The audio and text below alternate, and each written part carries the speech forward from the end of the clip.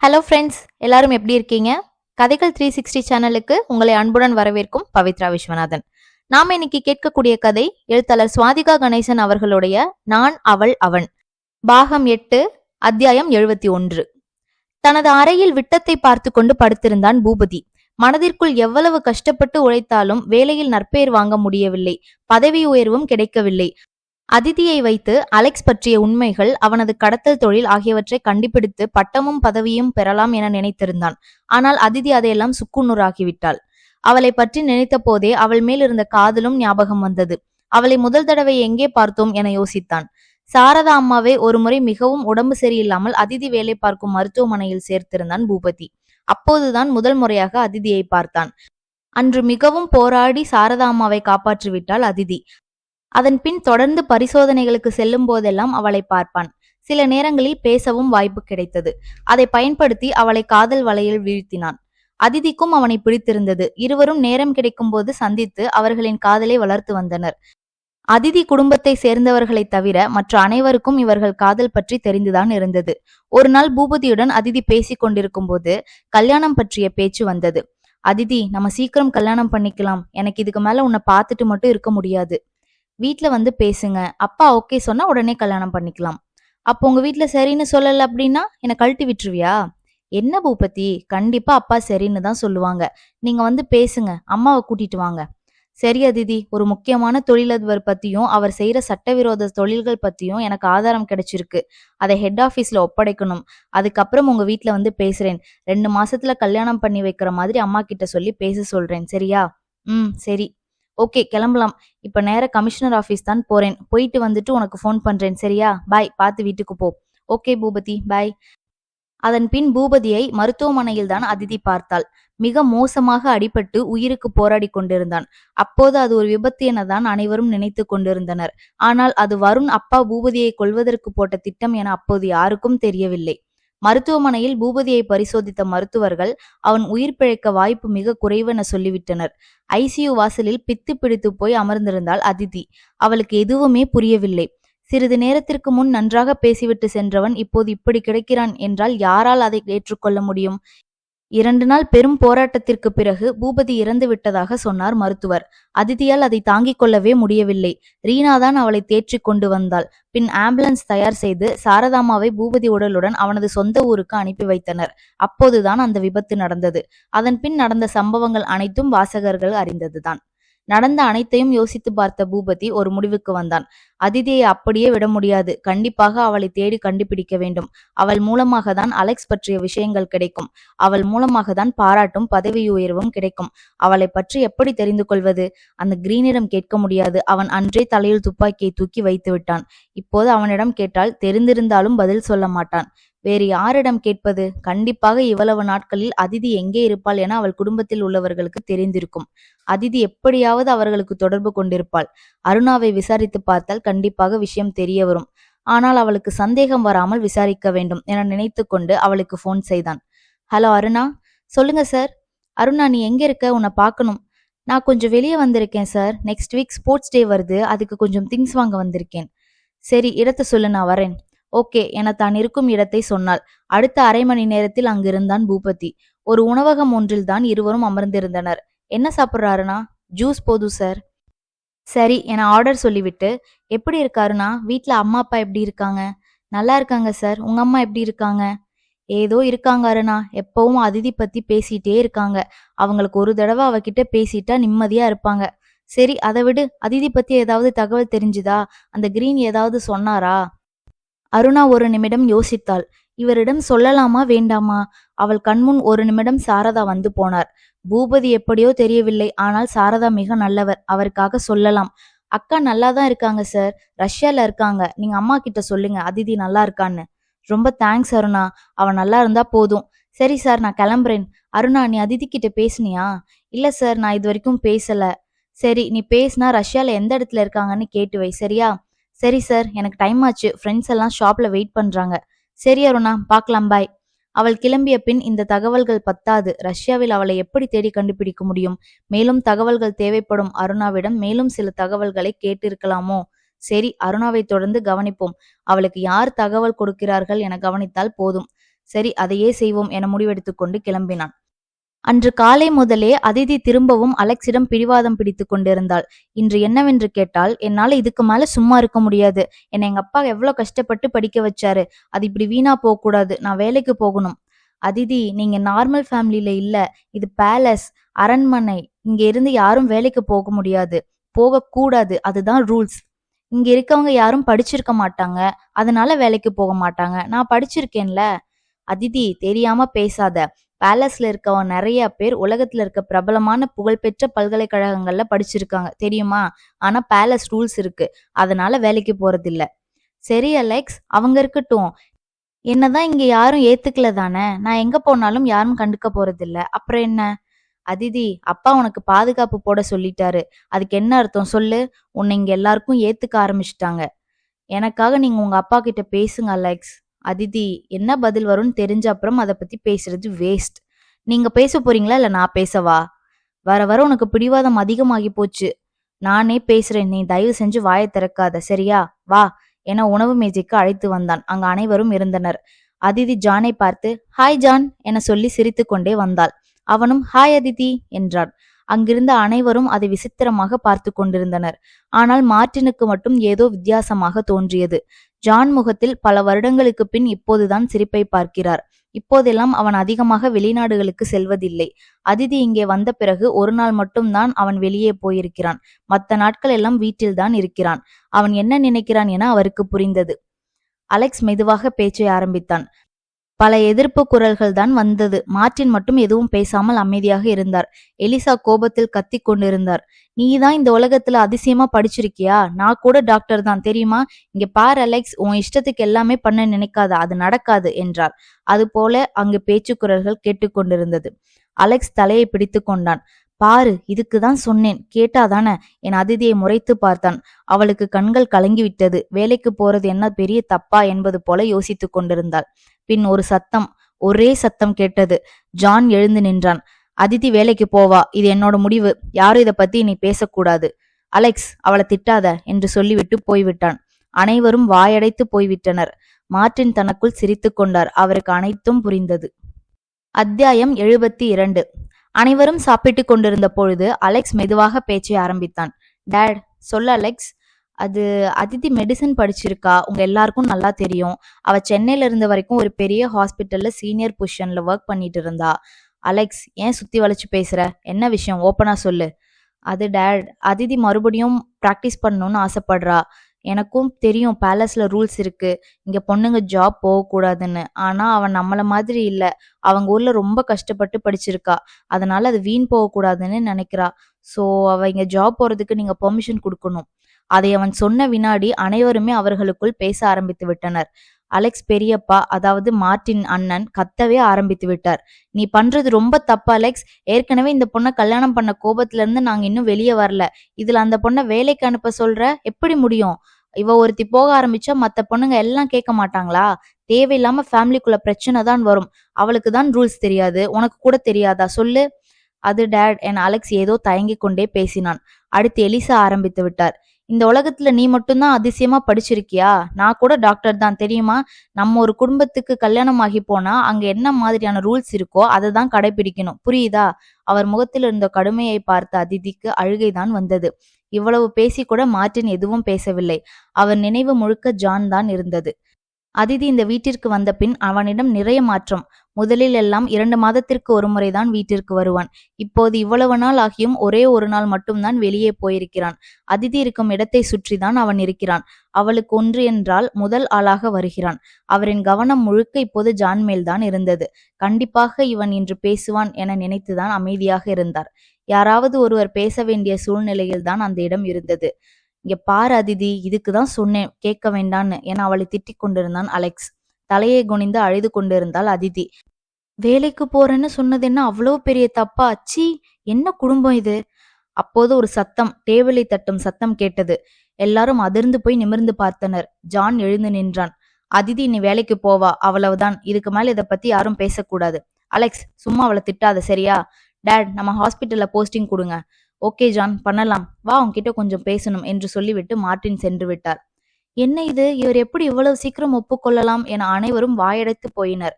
அதிதி முகத்தில் சந்தோஷம் தெரிந்தது. அலெக்ஸுக்கு ஜானுக்கு ஏன் அதிதி மேலே இவ்வளவு பாசம் என யோசித்துக் கொண்டிருந்தான். அதிதி எழுந்து அறைக்கு சென்று விட்டாள். பணியாளர் ஒருவர் வந்து, அலெக்ஸ் சார், உங்களை பாஸ் கூப்பிடுறார் என்றார். வரேன் என்று சொல்லிவிட்டு மார்ட்டினின் பர்சனல் அறைக்கு சென்றான் அலெக்ஸ். அங்கு ஜானும் இருந்தான். வா அலெக்ஸ், உன் முன்னாடி இதை பேசுறது சரியா இருக்கும்னு நினைச்சேன். அதுக்கு தான் வர சொன்னேன். உனக்கு ஜான்க்கு ஏன் அதிதி மேல இவ்வளவு கேர் பாசம் இருக்குன்னு காரணம் தெரியணும்னு யோசிச்சுட்டு இருக்கியா? Yes dad. ஓகே, அதுக்கான காரணம் எனக்கு தெரியும் இல்ல ஜான்? சொல்லுங்க டேட். நான் சொல்றது சரியா? சொல்லுங்க. நீ நம்ம ரோசிய அதிதி கிட்ட பாக்குற, கரெக்டா? அதை கேட்டதும் ஜான் ஒரு வினாடி தடுமாறி போய்விட்டான். அப்பா எப்படி கண்டுபிடித்தார்? இது எப்படி சாத்தியம்? யாரு டேட் ரோசி? இது வரைக்கும் நான் கேள்விப்பட்டதில்லையே என்றான் அலெக்ஸ். வெயிட் அலெக்ஸ், ஜான் பதில் சொல்லட்டும், அப்புறம் நீ பேசு. சொல்லு ஜான், நீ அதிதி முதல் தடவை பார்த்ததுக்கும் இப்ப அவளை நீ பாக்குறதுக்கும் நிறைய வித்தியாசம் தெரியுது. இந்த வீட்ல இருக்க மத்த யாரும் அதை கவனிக்கல, ஆனா நான் பார்த்துட்டேன். நீ உண்மையை மறைச்சு உனக்குள்ள கஷ்டப்பட வேண்டாம். அதனாலதான் அலெக்ஸ வர சொன்னேன். அவனுக்கு உங்க உறவு மேல சந்தேகம் வரக்கூடாது. உன்னால அந்த பொண்ணுக்கும் இவனுக்கும் நடுவுல பிரச்சனை வரக்கூடாதுன்னு நினைக்கிறேன்.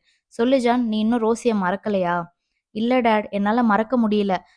அதிதி கண்ணுல நான் நம்ம ரோசியை தான் பாக்குறேன். மறக்க முடியல டேட். யாரு டேட் ரோசி? அந்த பேருக்கும் நான் கேள்விப்பட்ட மாதிரி தெரியலையே. அலெக்ஸ், ஜானுக்கும் உனக்கும் 6 வருஷம் வித்தியாசம் இருக்கு. ஜானுக்கு அப்புறம் எங்களுக்கு ஒரு பெண் குழந்தை இருந்தா, அவ பேரு தான் ரோசி. ஜானுக்கு அவளை ரொம்ப பிடிக்கும். அவங்க 2 பேருக்கும் 3 வயசு வித்தியாசம். ஜான் அவ கூட தான் எப்பவும் இருப்பான். அவனுக்கு அவளை ரொம்ப பிடிக்கும். அவளுக்கு ஒரு 2 வயசு இருக்கும்போது அவளுக்கு கேன்சர் இருக்குன்னு தெரிய வந்தது. உனக்கே தெரியும், நம்ம கிட்ட பணம் பிரச்சனை இல்லைன்னு. பெரிய ஹாஸ்பிட்டல் டாக்டர் எல்லாம் வச்சு பார்த்தோம். ஆனாலும் 6 மாசம் வரைக்கும் தான் அவ உயிரோட இருந்தா. அவளோட இழப்ப உங்க அம்மாவும் அப்பாவும் கடந்து வந்த மாதிரி ஜானால கடந்து வர முடியல.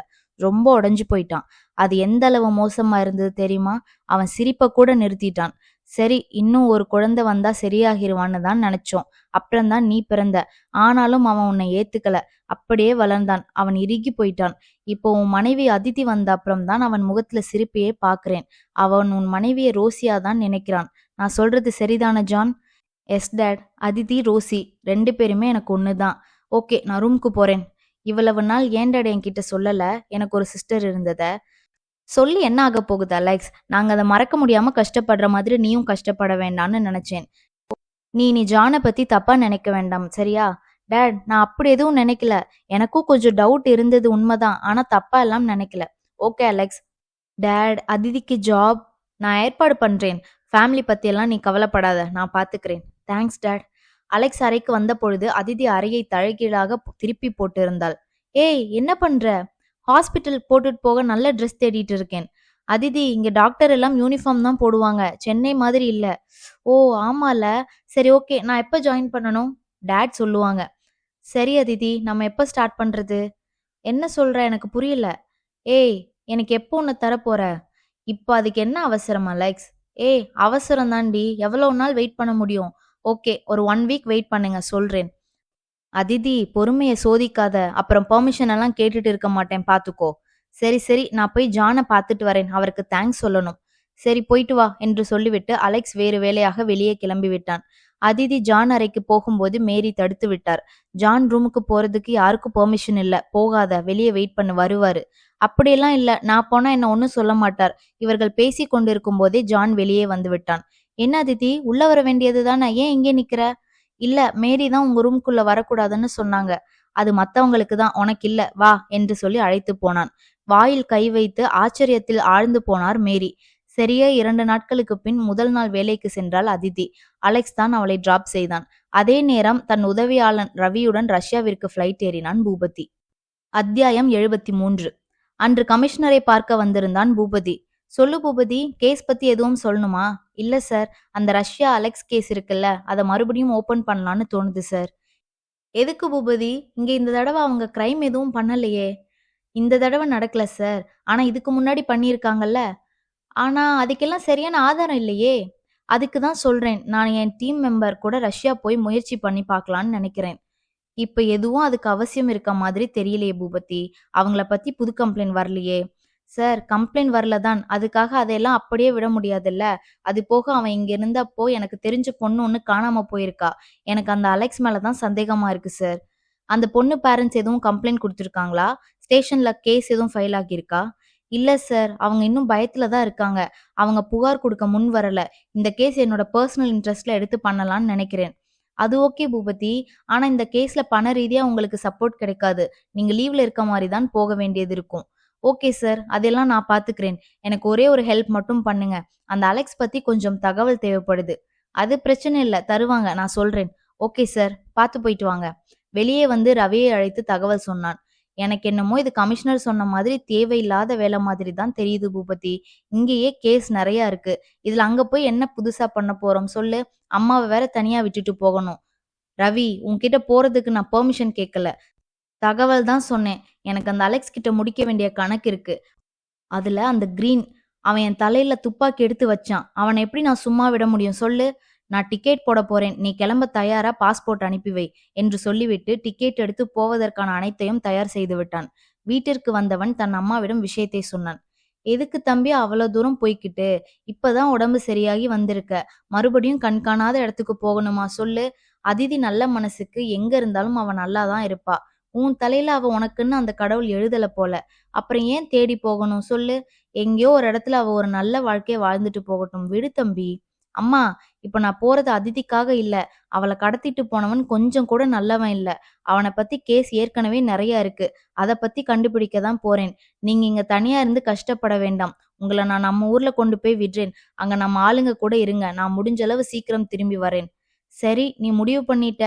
இனி நான் சொல்றது உன் காதுல விழுகாது. நீ நல்லபடியா போயிட்டு வா. ஆனா எனக்கு என்னவோ மனசு உறுத்தலா தான் இருக்கு. உனக்கு நல்ல புத்திய குடுக்க சொல்லி நான் நம்ம கருப்பு கிட்ட வேண்டிக்கிறேன். போறதுன்னு ஆகிப்போச்சு. எதுக்கு நாளைக்கு கிளம்பணும்? இன்னைக்கே போயிருவோம். நான் போய் தயாராகிறேன் என்று சொல்லிவிட்டு போய்விட்டார்.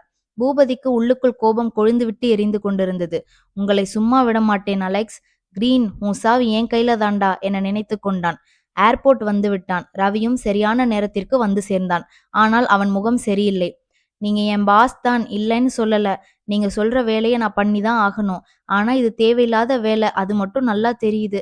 அந்த கிரீன் இந்தியால, தமிழ்நாட்டுல, சென்னை நம்ம ஊரு, நம்ம இடம். அங்கேயே வந்து உன் தலையில கன்ன வச்சான். இப்ப நம்ம போறது அவன் ஊரு. சொல்லப்போனா அது அவனோட கோட்டை. அங்க போய் நம்மளால என்ன பண்ண முடியும் சொல்லுங்க?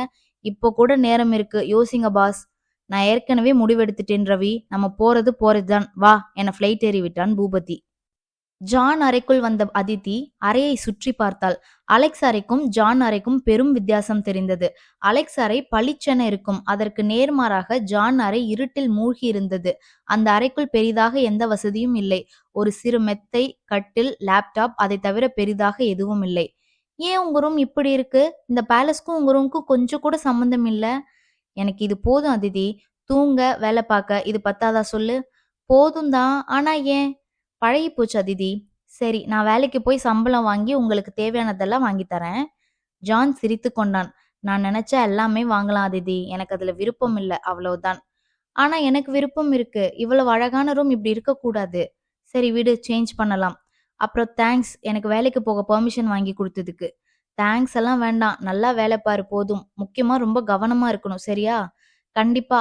உங்களுக்கு தெரியுமா, நான் நிறைய தடவை மரணம் வரைக்கும் போயிட்டு திரும்பி வந்திருக்கேன். என் உயிர் கெட்டி. அப்புறம் நீங்களும் அலெக்ஸும் இருக்கப்ப எனக்கு என்ன பயம் சொல்லுங்க? நாங்க இருக்கோம். ஆனா எல்லா இடத்துலயும் சரியான நேரத்துக்கு வர முடியாது.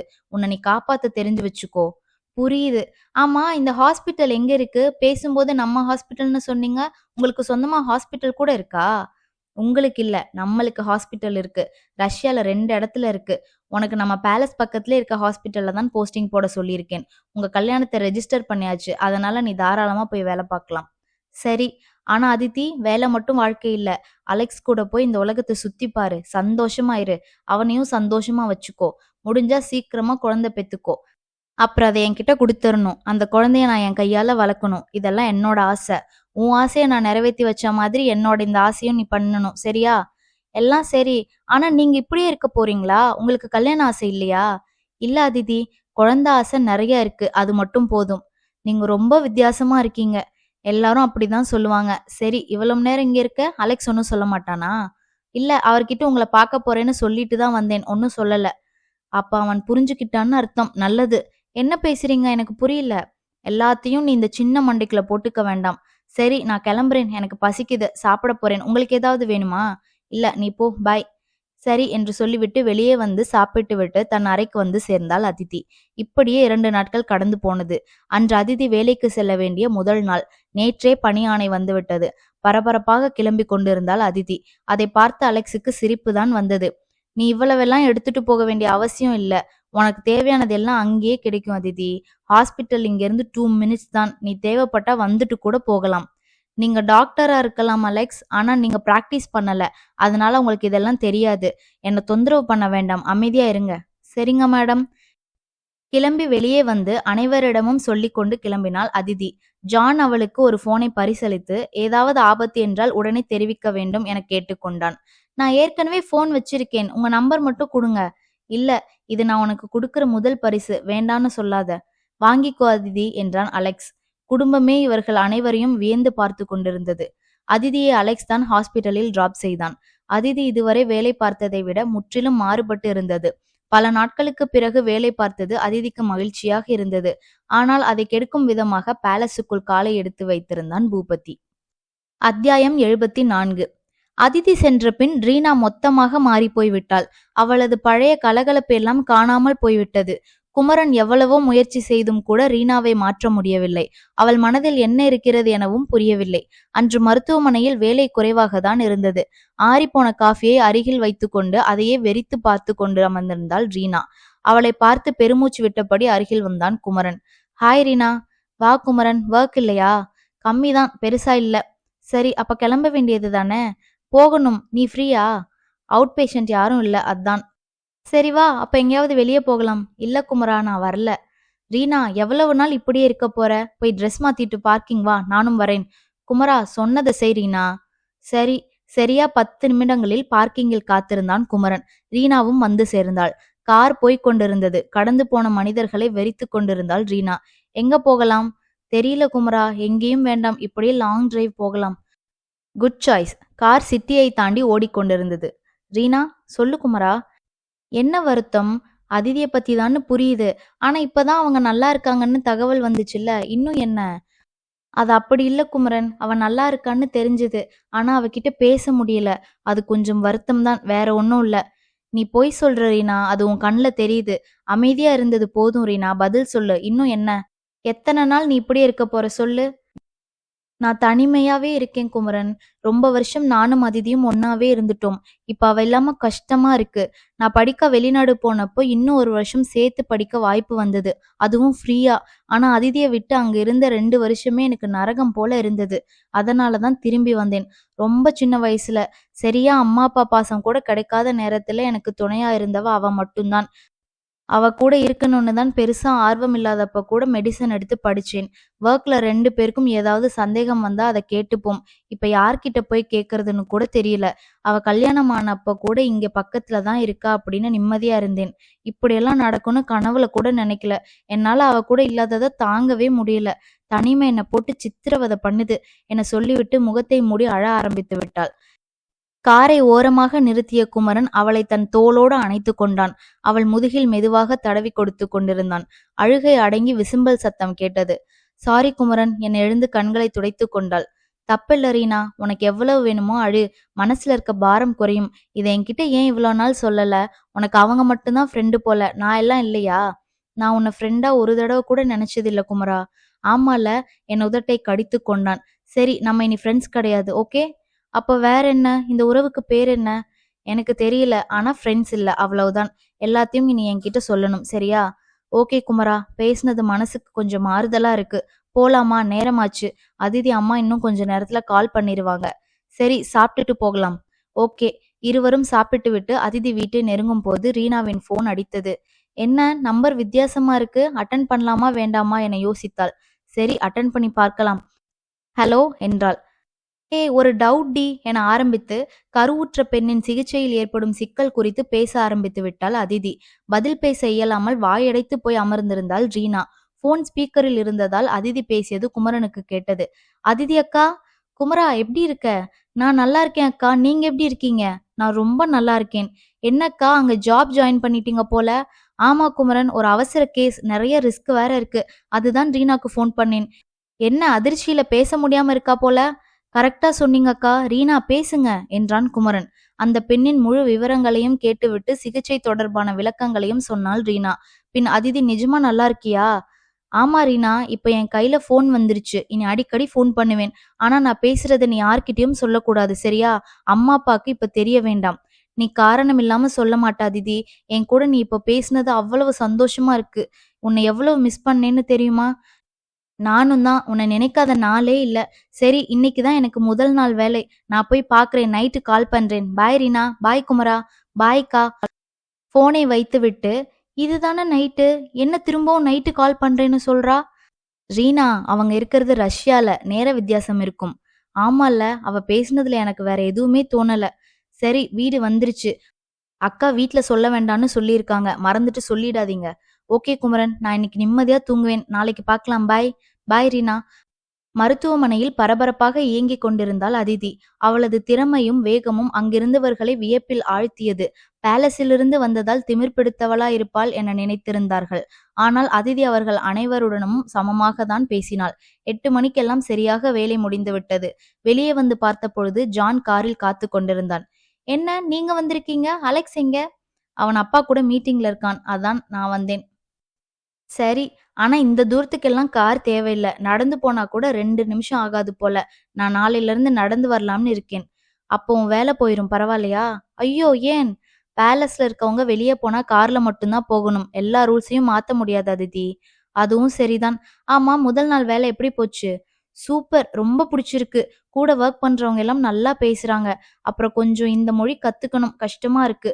அது பிரச்சனை இல்ல, நான் சொல்லித்தரேன். வேற என்ன நடந்துச்சு? பள்ளிக்கு சென்று வரும் குழந்தைகளிடம் பள்ளியில் என்ன நடந்தது என பெற்றோர்கள் ஆர்வமாக கேட்பது போல கேட்டுக்கொண்டிருந்தான் ஜான். அப்புறம் இந்தியால இருக்க என் ஃப்ரெண்ட் கிட்ட பேசினேன். அது ரொம்ப சந்தோஷமா இருந்துச்சு. அப்படியா? ஃப்ரெண்டு பேர் என்ன? ரீனா, குமரன். நைஸ். அவங்கள லீவ் டைம் அப்போ இங்க வர சொல்லு. பேலஸ்ல இருந்து ஊர் சுத்தி பார்க்கட்டும். இங்க என்னையவே இன்னும் யாரும் ஏத்துக்கல. இதுல அவங்கள எப்படி வர சொல்ல முடியும்? நீ இன்னும் அப்படிதான் நினைச்சிட்டு இருக்கியா? சரி, இப்போ பேலஸ்ல வந்து பாரு, உனக்கு புரியும். அப்படியா? என்ன விஷயம்? நான் சொல்ல மாட்டேன். சரி போங்க. ஆமா, என்ன இவ்ளோ நேரம் போய்க்கிட்டே இருக்கோம், இன்னுமா வரல? நான் பேலஸ 5 தடவை சுத்தி வந்துட்டேன். நீ இப்பதான் கேக்குற. ஆமா, கவனிக்கவே இல்ல பாருங்க. சரி, ஏன் இப்படி? சும்மாதான். இப்ப பேலஸ்க்கு போகலாம். வீட்டிற்குள் நுழையும் போதே அலெக்ஸ் முகம் சரியில்லை. என்னவோ போலிருந்தான். என்ன அலெக்ஸ், என்னாச்சு? ஒன்னும் இல்ல, வா என்று சொல்லிவிட்டு உள்ளே அழைத்து சென்றான். ஜான் அவர்கள் பின்னால் வந்தான். அதிதி, உன்னை இன்னும் இந்த வீட்ல ஏத்துக்கல. ஃப்ரெண்ட்ஸ் எப்படி கூட்டிட்டு வர முடியும்னு சொன்ன? அங்க பாரு என வரவேற்பறையை காட்டினான். அங்கு பூபதி மற்றும் ரவி அமர்ந்திருந்தனர். உன் ஃப்ரெண்ட்ஸ் இந்தியால இருந்து வந்திருக்காங்க என்றான். அத்தியாயம் 75. சென்னை கமிஷனர் அலுவலகத்தில் அலெக்ஸ் குறித்த தகவல்கள் கிடைத்தது. அதில் அவனது வீட்டு முகவரியும் இருந்தது. அதை வைத்து ரஷ்ய விமான நிலையத்திலிருந்து வாடகை கார் எடுத்து போய் கொண்டிருந்தான் பூபதி. அவனிடம் பேச முடியாத கோபத்தில் இறுகிப்போய் அமர்ந்திருந்தான் ரவி. குளிர் வேறு ஒரு பக்கம் உயிரை எடுத்தது. இவர்கள் கொடுத்த முகவரியையும் இவர்களையும் மாறி மாறி பார்த்து கொண்டே வண்டியை ஓட்டினார் காரோட்டி. ஏன் இவன் இப்படி பார்க்கிறான் என யோசித்துக் கொண்டிருந்தான் பூபதி. 20 நிமிட பயணத்தில் பேலஸ் வந்து சேர்ந்தது. அலெக்ஸ் குடும்பம் பற்றி நன்றாக விசாரித்து விட்டுதான் வந்திருந்தான். அதனால் என்ன சொல்லி உள்ளே போக வேண்டும் என்பதையும் முதலில் முடிவு செய்திருந்தான். அதன்படி முதல் பாதுகாப்பு அறைக்கு சென்றவன் அதிதியின் நெருங்கிய நண்பர்கள் அவளை பார்க்க இந்தியாவிலிருந்து வந்திருப்பதாக சொன்னான். நேராக அந்த தகவல் மார்ட்டினுக்கு தான் சென்றது. வீடியோவில் இவர்களை பார்த்தவர் இந்திய முகங்கள் தெரியவும் உள்ளே அனுமதிக்க சொல்லிவிட்டார். 2வது பாதுகாப்பு அறையில் இவர்கள் கொண்டு வந்த உடைமைகள், போட்டிருந்த உடை முதற்கொண்டு சோதித்து விட்டுதான் உள்ளே அனுமதித்தனர். பூபதி, நம்ம நினைச்சதை விட இங்க பாதுகாப்பு பலமா இருக்கு. இப்ப என்ன பண்ண போற? முதல்ல நண்பர்கள்னு சொல்லி உள்ள போக போறோம். அதனால நம்ம மேல சந்தேகம் வராது.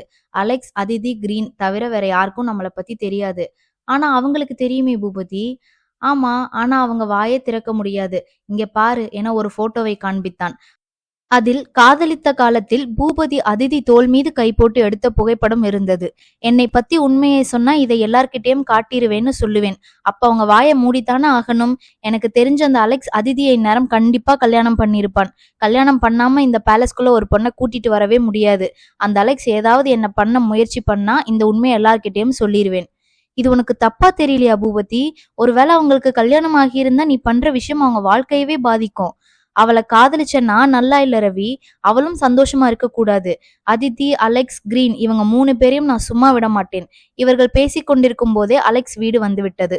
வாசலில் மேரி நின்று கொண்டிருந்தார். வெல்கம் சார், உள்ள வாங்க என்றார். அந்த வீட்டை பார்த்து ஆச்சரியத்தில் உறைந்து போயினர் இருவரும். பூபதி, என்ன இது? அதிதி இவ்வளவு பெரிய இடத்திலேயா இருக்காங்க என்றான் ரவி. இது அரண்மனை, இங்க இப்படித்தான் இருக்கும், வா. உள்ளே வரவேற்பறையில் அலெக்ஸ், மார்டின், ஜான், கிரீன் இருந்தனர். இவர்களை பார்த்து அலெக்ஸ் மற்றும் கிரீன் ஒருவரை ஒருவர் பார்த்து கொண்டனர். அவர்களுக்கு புரிந்தது, இவன் ஏதோ பிரச்சனை பண்ணதான் வந்திருக்கிறான் என்பது. ஆனால் அவனுக்கு எப்படி இந்த இடம் தெரிந்தது என்றுதான் புரியவில்லை. மார்டின் இவர்களை வரவேற்று அமர வைத்தார். சொல்லுங்க, என்ன விஷயம்? நாங்க அதிதியோட ஃப்ரெண்ட்ஸ், அவ இங்க இருக்கான்னு தகவல் வந்தது, அதான் பார்க்க வந்தோம். அப்படியா? அலெக்ஸ், உனக்கு இவங்கள தெரியுமா? தெரியும் டாட், அதிதி ஃப்ரெண்ட்ஸ் தான். ஓகே, உங்க ஃப்ரெண்ட் ஒர்க்குக்கு போயிருக்காங்க, வந்த அப்புறம் பார்க்கலாம். இப்போ போய் ஓய்வெடுங்க. மேரி, அறையை ஏற்பாடு பண்ணி கொடுங்க. 1 மணி நேரம் கழிச்சு இங்க உங்க தோழியை சந்திக்கலாம். ஓகே சார் என்று சொல்லிவிட்டு மேரி பின்னால் சென்று விட்டனர். பாஸ், இது எனக்கு சரியா படல, ஏதாவது பண்ணுங்க. கிரீன், இப்போ அப்பா கூட மீட்டிங் இருக்கு, அது முடிஞ்ச அப்புறம் இதை பத்தி பேசலாம். போய் மீட்டிங்க்கு தயார் பண்ணு. சரி பாஸ். ஜான், நீ ஒரு ஹெல்ப் பண்ண முடியுமா என்றான் அலெக்ஸ். என்ன நம்ம கிட்ட பேசுறான் என பார்த்தான் ஜான். சொல்லு. அதிதியை பிக்கப் பண்ணணும். ஓகே, நான் பாத்துக்கிறேன், தேங்க்ஸ். ஏய், தேங்க்ஸ் சொல்ற வேலையெல்லாம் வேண்டாம், வாயை உடைச்சிருவேன். அவ என் தங்கச்சி என சொல்லிவிட்டு சாவியை எடுத்துக்கொண்டு கிளம்பி விட்டான். இவங்க வேற பாசமலர்கள் மாதிரி பேசிட்டு இருக்காங்க என நினைத்து கொண்டு மீட்டிங்க்கு சென்று விட்டான் அலெக்ஸ். வரவேற்பறையில் அமர்ந்திருந்த பூபதியை பார்த்த அதிர்ச்சியில் அதிதி அலெக்ஸின் கையை பிடித்து கொண்டாள். அவன் ஒரு முறை கண்களை மூடி திறந்தான். பயப்பட வேண்டாம், போ, பார்த்துக்கலாம். சரி. பூபதி அதிதியை பார்த்து ஒரு ஏளன சிரிப்புடன் எழுந்து வந்தான். ஹாய் அதிதி, எப்படி இருக்க என்றபடி அவள் தோளில் கை வைத்தான். அதை பார்த்து அலெக்ஸ் கண்கள் சிவந்து போனது. ஆனால் அங்கிருந்த மற்றவர்களுக்கு அது பெரிய விஷயமாக தெரியவில்லை. அவன் கைகளை பிரித்து விட்டவள், நான் நல்லா இருக்கேன், நீங்க எப்படி இருக்கீங்க? நீங்க எப்படி இங்க? என்ன அதிதி, உன்னை தேடாம இருக்க முடியுமா? அதுதான் வந்தேன். அதிதி, சொல்லுங்க அங்கிள். அவங்க ரொம்ப தூரம் பயணம் பண்ணி வந்திருக்காங்க, நாளைக்கு அவங்க கிட்ட பேசலாம், சரியா? ஓகே அங்கிள், நீங்க 2 பேரும் உங்க ரூமுக்கு போகலாம், உங்க அறைக்கு சாப்பாடு வரும் என்றார் மார்டின். அதிதியிடம் இன்னும் கொஞ்சம் விளையாட வேண்டும் என நினைத்து கொண்டிருந்த பூபதிக்கு அது ஏமாற்றமாக இருந்தது. ஆனாலும் பேச வழியில்லை என்பதால் அறைக்கு சென்று விட்டான். அலெக்ஸ் அதிதி திருமணத்தை பற்றி மேரி ஏற்கனவே சொல்லியிருந்தார். இவ்வளவு பெரிய வசதியான குடும்பத்தில் அதிதி இருக்கிறாள் என்பதை அவனால் தாங்கிக் கொள்ள முடியவில்லை. இங்கேதானே இருக்க போறோம், இன்னைக்கு இல்லைன்னா என்ன, நாளைக்கு வச்சுக்கிறேன் என்று நினைத்து கொண்டு சாப்பிட்டு விட்டு படுத்து விட்டான். அதிதிக்கு அன்று சாப்பாடு இறங்கவில்லை. பேருக்கு எதையோ கொறித்து கொண்டிருந்தாள். ஜான் அதை கவனித்து விட்டான். காரில் வாயோயாமல் பேசிக் கொண்டு வந்தவள் வீட்டிற்கு வந்து அவள் நண்பர்களை பார்த்தவுடன் அமைதியாகிவிட்டாள். இப்போது சரியாக சாப்பிடக்கூட இல்லை, என்னவாக இருக்கும் என யோசித்துக் கொண்டிருந்தான். அறைக்கு வந்தவுடன் அழுக ஆரம்பித்து விட்டாள். எனக்கு மட்டும் ஏன் இப்படி எல்லாம் நடக்குது, நான் மட்டும் சந்தோஷமா இருக்கக்கூடாது போல என புலம்பிக் கொண்டிருந்தாள். அதிதி, இப்ப என்ன ஆகி போச்சு, நீ இப்படி ஃபீல் பண்ற? எனக்கு புரியல.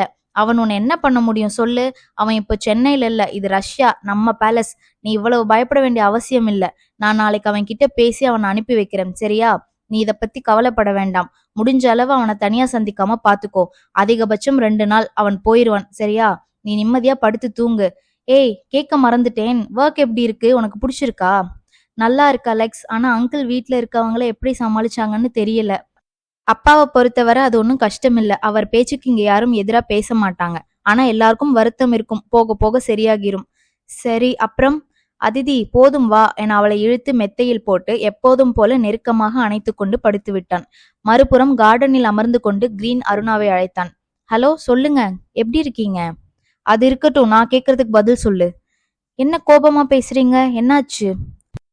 உங்க அக்கா இங்க இருக்காங்கன்னு நீ யார்கிட்ட சொன்ன? நான் வந்து அக்காவோட ஃப்ரெண்ட், அந்த போலீஸ், உங்களுக்கு கூட தெரியுமே பூபதி, அவர்கிட்ட சொன்னேன். அவர் அம்மா அக்காவை நினைச்சு ரொம்ப வருத்தப்படுறாருன்னு சொன்னாரு, அதனால சொன்னேன். ஏன், என்னாச்சு? உன்கிட்ட நான் இதை யார்கிட்டயும் சொல்லக்கூடாதுன்னு சொன்னேன் அருணா. அப்ப என் பேச்சுக்கு என்ன மரியாதை சொல்லு? சாரி கிரீன், அந்த டைம்ல அவர்கிட்ட சொல்லணும்னு தோணுச்சு. நீ சொல்லிட்ட ஈஸியா, அவன் இங்க வந்துட்டான், இப்போ என்ன பண்றது? என்ன சொல்றீங்க? ஆமா, அவன் நல்ல எண்ணத்துல கண்டிப்பா இங்க வந்திருக்க மாட்டான். அவனுக்கும் அதிதி மேடம்க்கும் ஏற்கனவே இருந்த உறவு முறை உனக்கு தெரியும் தானே? இப்ப இது இங்க தெரிய வந்தா எவ்வளவு பிரச்சனை வரும் தெரியுமா? நீ இப்படி பண்ணுவேன்னு நான் எதிர்பார்க்கல அருணா. உன்கிட்ட எல்லாத்தையும் சொன்னதுதான் தப்பா போச்சு. நான் பாஸ் கிட்ட என்ன சொல்லி சமாளிக்க முடியும் சொல்லு? சாரி கிரீன், ப்ளீஸ் வை, நான் அப்புறம் பேசுறேன். கோபத்துல ஏதாவது திட்டிருவேன் என சொல்லிவிட்டு போனை வைத்துவிட்டு நிமிர்ந்து பார்த்தான். எதிரில் ஜான் நின்று கொண்டிருந்தான். அதிதிக்கும் இங்கு வந்து இருக்கவனுக்கும் என்ன சம்பந்தம் கிரீன்? அத்தியாயம் 76. அருணாவிடம் போன் பேசிய பின் தலையில் கை வைத்து அமர்ந்து விட்டான் கிரீன். பூபதிக்கு அதிதி இங்கிருக்கும் தகவல் எப்படி தெரிந்தது, யார் மூலம் தெரிய வந்தது என்று விசாரித்து சொல்லு என்று சொல்லியிருந்தான் அலெக்ஸ். நாளை அவரிடம் என்ன சொல்வது, இதை எப்படி சொல்ல முடியும், அவர் அருணாவை பற்றி என்ன நினைப்பார் என யோசித்துக் கொண்டிருந்தான். அப்போது தோளில் யாரோ கை வைப்பது போல் தோன்றியது. திரும்பி பார்க்கும்போது எதிரில் ஜான் நின்று கொண்டிருந்தான். அவனை அங்கு கிரீன் எதிர்பார்க்கவில்லை. எப்போதும் சாப்பிட்டுவிட்டு படுக்கை அறைக்குள் சென்று விட்டால் அதன் பின் ஜான் வெளியே வரமாட்டான். ஆனால் இன்று எப்படி இங்கு? நம்ம பேசினதை கேட்டிருப்பாரோ? அண்ணா வாங்க, என்ன இந்த நேரத்துல? அதிதிக்கும் இங்க வந்திருக்கவனுக்கும் என்ன சம்பந்தம் சொல்லு? நீ இப்ப அதை பத்தி தானே பேசிட்டு இருந்த, என்ன பிரச்சனை? அண்ணா அது பாஸ்க்கு தெரியாம நான் சொல்ல முடியாது, என்ன மன்னிச்சிருங்க. சரி, நீ சொல்ல வேண்டாம், அதை நான் பாத்துக்கிறேன். ஆனா வந்திருக்கவனை பார்த்து அதிதி ரொம்ப பயப்படுறா. அவனால அவளுக்கு ஏதாச்சும் பிரச்சனை வந்தா உன்னை அப்புறம் உன் பாஸ் உங்க 2 பேரையும் நான் சும்மா விட மாட்டேன், தெரிஞ்சுக்கோ என்று சொல்லிவிட்டு போய்விட்டான். கடவுளே, இது வேறயா? இன்னும் எவ்வளவு பிரச்சனை வரப்போகுதுன்னு தெரியலையே. சரி, வர்றது வரட்டும், பாத்துக்கலாம் என நினைத்து கொண்டு தூங்க போய்விட்டான். அன்று இரவு உணவுக்கு பின் வசந்தி வரவேற்பறையில் அமர்ந்திருந்தார். வருண் வீட்டுக்கு வருவதாக தகவல் கொடுத்திருந்தான். எனவே அவனுக்காக காத்திருந்தார். அன்று அதிதி வீட்டிற்கு சென்று அருணாவை பெண் கேட்டு அசிங்கப்பட்டு வந்த பின் இன்றுதான் வீட்டிற்கு வருகிறான். என்னதான் அவன் தவறு செய்தாலும் பெற்ற மனம் அவனை விட்டு கொடுக்க முடியவில்லை வசந்தியால். சற்று நேரத்தில் வரதராஜன் வந்து சேர்ந்தார். என்ன வசந்தி, இன்னும் படுக்க போகல?